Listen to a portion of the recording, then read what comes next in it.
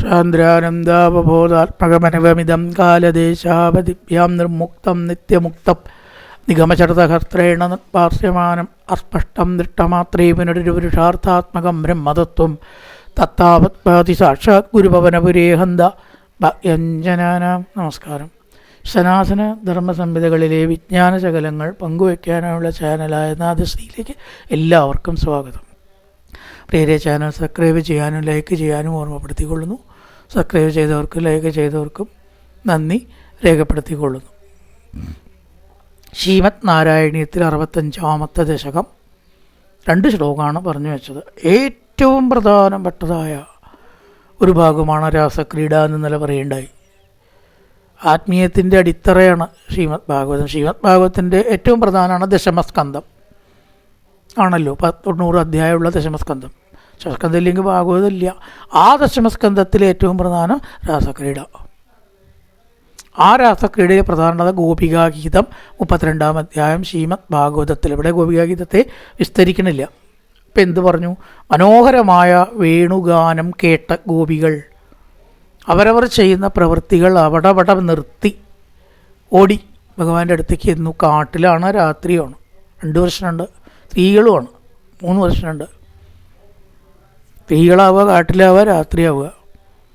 വേണുഗാനം കേട്ടു വിചാരിച്ചിട്ട് അങ്ങനെ ഓടൽ പതിവുണ്ടോ?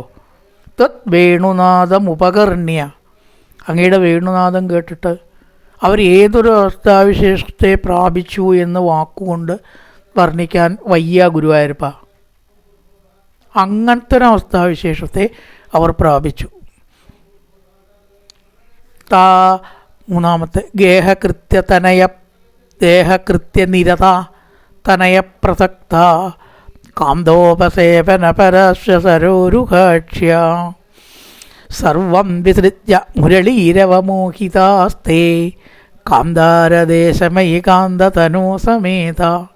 നാരായണീയത്തിൻ്റെ ആ ഒരു എന്താ ഒരു സുഖം എന്ന് പറഞ്ഞാൽ, ശ്ലോകം ചൊല്ലിയിട്ട് നമുക്ക് ഇങ്ങനെ സുഖമായിട്ട് പറഞ്ഞ് ആസ്വദിച്ച് പറയാം. ഭാഗവതമൊക്കെ രത്നച്ചുരുക്കം പറയാനേ പറ്റൂ, ഓരോ ശ്ലോകം ചൊല്ലി പറയാൻ പറ്റൂ. എന്നാൽ ഒരു വർഷം കൊല്ലം കൊണ്ടും കഴിയില്ല. ഇതങ്ങനെയല്ല, സുഖമായിട്ട് ചെല്ലാം, സുഖമായിട്ട് പറയാം. നാരായണീയാണ് ശരിക്ക് സാധാരണക്കാർക്കൊക്കെ ഒരു യജ്ഞമായിട്ട് നടത്താനും ആസ്വദിക്കാനും നല്ലതൊരു ധൃതി വേണ്ട, ധാരാളം സമയമുണ്ട്. 1000 ശ്ലോകമല്ലേ ഉള്ളൂ. പക്ഷെ അതിൻ്റെ ഒരു ഭംഗി നോക്കൂ. ഗേഹകൃത്യനിരയാ തനയ പ്രസക്ത. ഗേഹകൃത്യനിരതകളാണ്. അടിച്ചു വാരുക, വെള്ളം കൊണ്ടുവരിക, ഭക്ഷണം വയ്ക്കുക, തീ കൂട്ടുക ഒക്കെയുള്ളൂ വീട്ടിലത്തെ പണികൾ. ഗേഹകൃത്യനിരത. പശുവിനെ കറക്കണവരത് ഉപേക്ഷിച്ചിട്ട്, കുട്ടികളെ നോക്കണവരത് വേണ്ടാച്ചിട്ട്, ഭക്ഷണം വിളമ്പി കിടക്കണവരത് വേണ്ടാച്ചിട്ട്, കുളിക്കാൻ പോണവരത് വേണ്ടാച്ചിട്ട്.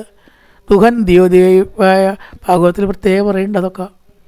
ദുഹന്തി പാല് കറക്കുക, അത് ഉപേക്ഷിച്ചിട്ടും തനയപ്രസക്ത നമ്മുടെ പറഞ്ഞു. കുട്ടികളെ നോക്കണവർ അത് വേണ്ടാന്ന് വെച്ചിട്ടും അതാത് പ്രവൃത്തികളൊക്കെ അവിടെ വെച്ചാൽ നിർത്തുകയാണ്.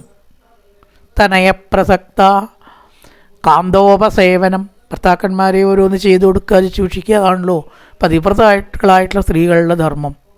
പതിവ്രതകളൊക്കെ ഉള്ളൂ കേട്ടോ, അങ്ങനെ അല്ലാത്തവർക്കും ഇല്ല. കാന്തോപസേവന പരാ. അവരുടെ ശ്രേയസ് എന്ന് പറഞ്ഞാൽ അതാണ്. ആ വീട്ടിലും ഐശ്വര്യം ഉണ്ടാവും. അല്ലാത്ത വീട്ടിൽ നോക്കൂ, എപ്പോഴും പ്രശ്നങ്ങളാവും, എന്തെങ്കിലും പ്രശ്നം ഉണ്ടാവും. കാന്തോപസേവന, അതിൽ തൽപരരായിട്ടുള്ളവരും ആയ സുന്ദരികൾ. സരോരുഹാക്ഷ്യ, താമരപ്പൂവിൻ്റെ പോലെ മനോഹരമായ കണ്ണുകളോട് കൂടിയവർ, ആ സ്ത്രീകൾ. സർവം വിസൃജ്യ, ഒക്കെ അവിടെ ഇട്ടു. ഇനി എന്താണെന്നില്ല, അവരുടെ ദേഹത്തെ അടക്കം മറന്നു. പിന്നെ ദേഹമായിട്ട് ബന്ധപ്പെട്ട പ്രവൃത്തികൾ മറക്കാതിരിക്കുമോ? ദേഹത്തെ തന്നെ മറന്നാൽ പിന്നെ ചെയ്യണ കാര്യത്തിൽ ഒക്കെ അവിടെ ഒരു സ്റ്റോപ്പ് ഇടുക, ഫുൾ സ്റ്റോപ്പ്. ചിലപ്പോൾ അങ്ങനെയാണ് ചില കാര്യങ്ങൾ അല്ലേ. ഇപ്പം ഞാൻ പറയാച്ച സീരിയൽ ശബ്ദം കേട്ടാലാട്ടോ സ്ത്രീകൾക്ക് അങ്ങനെ. ഇപ്പൊക്കെ കുറേ കുറഞ്ഞു കേട്ടോ. മുമ്പൊക്കെ സീരിയലിൻ്റെ ശബ്ദം ഒരു കാലം ഉണ്ടായിരുന്നു. 3 ജന്മം പുണ്യജന്മം. അത് കേട്ടാൽ എന്ത് പ്രവൃത്തിയാണ് ചെയ്യണമെന്ന് വെച്ചാൽ അവിടെ ഇട്ട് ഓടിയിരുന്നു ഒരു കാലത്തെ ആൾക്കാർ. അത്ഭുതം. അപ്പം വന്നിട്ടേ ഉള്ളൂ. ഇപ്പം പിന്നെ സർവത്ര ആയില്ലോ. പക്ഷെ ഇവിടെ അങ്ങനെയല്ല കേട്ടോ സ്ത്രീകൾ ചെയ്തത്. അതങ്ങോട്ട് കേട്ടാൽ അവിടെ ഇട്ട് പോവുക, വിളക്കുകൾ താണും കൂടി അവിടെ ഇടും തീപ്പെട്ടി. 3 ജന്മമായി.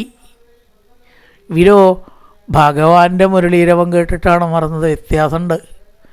അതും മറക്കണത് നല്ലതല്ലേ? പ്രപഞ്ചത്തെ മറന്ന് ഈശ്വരനിലെത്തുകയാണ് അവർ ചെയ്തത്. ഒറ്റ മിനിറ്റ് കൊണ്ടേ. സർവം വിസൃജ്യ മുരളീരവമോഹിതാസ്തേ. മുരളീ ശബ്ദത്തെ കേട്ട് മോഹിപ്പിക്കപ്പെട്ട് അവരെല്ലാം കാന്താരദേശമയി കാന്തതനോ സമേത. ഹേ കാന്തതനോ എന്ന് വിളിക്കുകയാണ്. സുന്ദര, ഭുവനസുന്ദര. രുക്മിണിയുടെ സംബോധനയാണ്. അത് ഏറ്റവും നല്ല സംബോധന ഭഗവാനെ സംബന്ധിച്ച്. ഭുവനസുന്ദര, ഈ ലോകത്തിലെ സൗന്ദര്യോത്തരതോപി സുന്ദരതരം. അങ്ങയുടെ സൗന്ദര്യത്തോട് ഉപമിക്കാനും കൂടി ഉണ്ടോ ഈ ലോകത്തിൽ വേറെ എന്തെങ്കിലും? കൃഷ്ണൻ്റെ സൗന്ദര്യത്തെ പോലെ എന്ന് പറയാൻ വേറൊന്നില്ല. വേറൊന്ന് കൃഷ്ണനെ പോലെ എന്ന് പറയാനും ഇല്ല.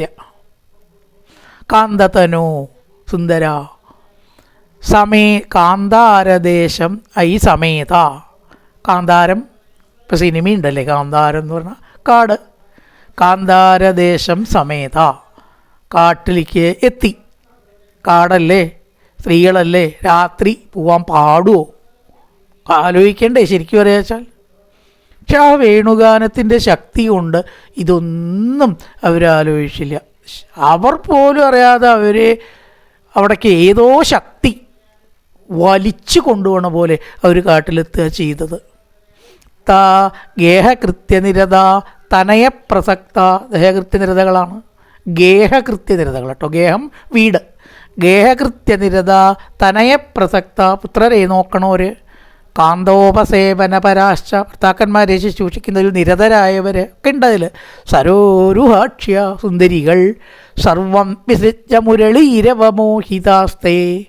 മുരളീരവത്താൽ മോഹിപ്പിക്കവരായിട്ട് ഹേ കാന്തതനോ കാന്താരദേശം സമേത. അല്ലയോ സുന്ദര, കാന്താരദേശത്തിൽ അവർ എത്തിച്ചേർന്നു. കാച്ചിത് നിജാംഗപരിഭൂഷണമാദധാന വേണുപ്രണാദമുപകർണ്യ കൃതാർത്ഥഭൂഷ താമാഗത നനു തഥൈവ വിഭൂഷിത വ്യസ്ത ഏവ സന്തുരുചിരേ തവലോചനായ. ഇനി അവരെങ്ങനെയൊക്കെയാണ് വന്നത്? വേണുനാദം ഉപകർണ്യ, വേണുനാദം കേട്ടിട്ട്. നിജാംഗപരിഭൂഷണം, ആഭരണങ്ങളും വസ്ത്രങ്ങളൊക്കെ എടുത്തു. എന്തെങ്കിലുമൊക്കെ അണിയണ്ടേ പുറത്തേക്ക് പോകുമ്പോൾ? വീട്ടിലത്തെ വേഷത്തിൽ സ്ത്രീകൾ പുറത്തേക്ക് പോകാറില്ല, നമ്മളും പോകാറില്ല. അപ്പോൾ എന്നാലും ആണുങ്ങൾ പോയാലും നിങ്ങൾ പോകരുത് എന്നാണ്. വേഷമൊക്കെ ഒന്ന് നന്നാക്കണം, അത് നല്ലതാണെന്നാണ്. പക്ഷേ എങ്ങനെയാണ് വേഷം അണിഞ്ഞത്? കൃത അർദ്ധഭൂഷ വ്യത്യസ്ത വസ്ത്രാഭരണ കാച്ചിൽ കൃഷ്ണാന്തികം വ്യയൂ. വ്യത്യസ്ത വസ്ത്രാഭരണങ്ങളായിട്ടാണ് എത്തിച്ചേർന്നത്. ശരിക്കും അണിയേണ്ട പോലെയല്ല അണിഞ്ഞത്. മുമ്പാക്കിടേണ്ടതൊക്കെ പിന്നാക്കിട. ബാക്ക് ഓപ്പനൊക്കെ അന്ന് തുടങ്ങിയതാത്രേ. ബാക്ക് ഓപ്പനും സൈഡ് ഓപ്പനും ഫുൾ ഓപ്പനും ഉണ്ടോ നിശ്ചയില്ല. ഇന്നിപ്പോൾ അതും ആയിരിക്കണം. തോന്നിയ പോലെ വസ്ത്രാഭരണങ്ങൾ അണിഞ്ഞ് ശ്രദ്ധ പോയി അതിൽ. അമ്പലത്തിലേക്ക് പോകാൻ അരമണിക്കൂർ 1 മണിക്കൂർ പുറപ്പെടും ഇല്ലേ? അമ്പലത്തിലെത്തുമ്പോഴേക്ക് പോവാ നേരം വൈകി. അവിടെ നിൽക്കാൻ സമയമില്ല, പുറപ്പെടാൻ സമയമുണ്ട്. അപ്പം അങ്ങനെ നമ്മുടെയൊക്കെ കാര്യം. പക്ഷേ ഇവരങ്ങനെയല്ല. ഒരു കയ്യിൽ മാത്രം വസ്ത്രം അടിഞ്ഞിട്ടും 2 കൈയിടേണ്ടതേ മുമ്പിലേക്ക് ഇടേണ്ടത് പിന്നാക്കിട്ടിട്ടും, ഒരു ചെവിയിൽ മാത്രം ആഭരണം അണിഞ്ഞിട്ടും, അരയിൽ കെട്ടേണ്ടത് കഴുത്തിലിട്ടിട്ടും കഴുത്തിൽ കെട്ടേണ്ടത് അരയിലിട്ടിട്ടും തിരിച്ചും മറിച്ചും ആഭരണങ്ങൾ അണിഞ്ഞു. വ്യത്യസ്ത വസ്ത്ര ആഭരണ കൃത അർദ്ധഭൂഷ. പകുതി അണിഞ്ഞുള്ളൂ, മുഴുവൻ അണിയാൻ സമയമില്ല, ക്ഷമ ഉണ്ടായില്ല. അപ്പളേക്കും കൃഷ്ണൻ്റെ അടുത്തേക്ക് അവർ ഓടി. നിജാംഗപരിഭൂഷണമാദധാന. ശരീരത്തിലെ വസ്ത്രാഭരണങ്ങൾ കൃത അർദ്ധഭൂഷ. അങ്ങോട്ടും ഇങ്ങോട്ടും മാറ്റിയിട്ടും. കണ്ണിൽ മഷി എഴുതേണ്ടതിന് പകരം മൂക്കത്തും കവളത്തും മഷി എഴുതി ഇത്രേ ചിലർ. മഷി കണ്ണിലാണ് എഴുതേണ്ടതെന്നുള്ള ധാരണ പോയിട്ട്. ചിലപ്പോൾ നമുക്ക് ഉണ്ടാവില്ലേ, പേപ്പർമത്തിൽ പേനയുടെ ടോപ്പ് ഊരിയാൽ ടോപ്പ് കൊണ്ട് ഒപ്പിടാനും എഴുതാനും ശ്രമിക്കും. പേന ഈ കയ്യിലാണല്ലേ എന്ന് അപ്പോഴാണ് ഓർക്കുക.